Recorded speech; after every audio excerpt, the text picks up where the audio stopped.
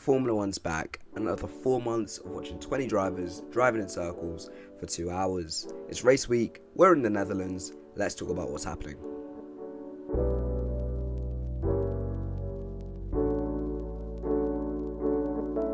Bottas and Perez are done deals to Cadillac, as we've seen over the past couple of days. One of the best realistic lineups they could have gone for, I think. I think Zhou would have been a shout with him driving the Ferrari engine, with the Alfa Romeo Sauber experience that he had, and him being a Ferrari reserve this year, he has that experience. He's still got that youth feeling to him, 26 years of age, did a couple of seasons in F1 compared to Bottas and Checo, who are seasoned. I mean, they'll be 36 by the time they next race in Formula 1. So, yeah.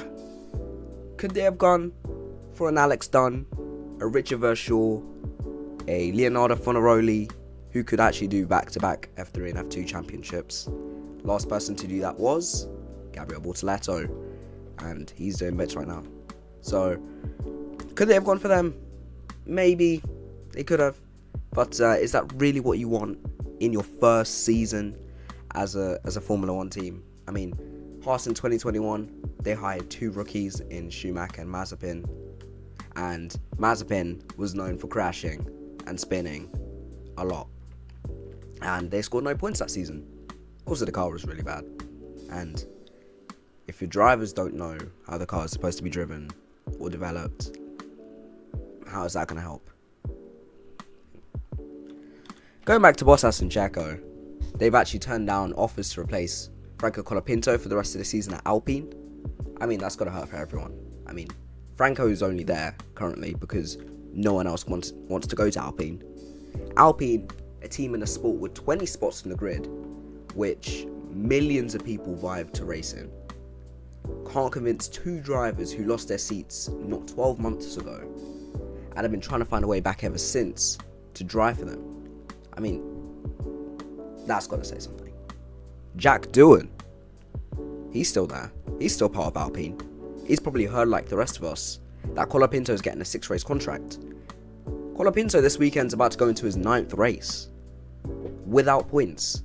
They've both had a best result of P13. The only reason Colapinto is actually higher in the championship is because he scored more P13s. Could you argue that's because he's had more time? Possibly. And going back again to Bottas and Checo, I promise this is going to be the last time this video. Is it the new trend now for teams a bit lower down the grid, getting experienced drivers in their mid-30s who have either been kicked out, taken a sabbatical for a year or 2, and then bringing them back into the sport? Magnussen, a few years back with Haas, got his first pole at Interlagos the other year. Alonso with Alpine came back in 21, helped Ocon get his first race win, got a podium, and then moved to Aston Martin. He was doing bits there, and in 2026 he's going to have the help of Adrian Newey to bring Aston Martin potentially back to winning ways, or 2 winning ways. They've never been there actually. And then we've got these 2 drivers who have been known to play the long game. They've both been number 2 drivers, but also have that fire, that hunger within them to defend. I mean, we've seen Bottas, and we've seen Checo. Checo, for me, I always think of Abu Dhabi 2021.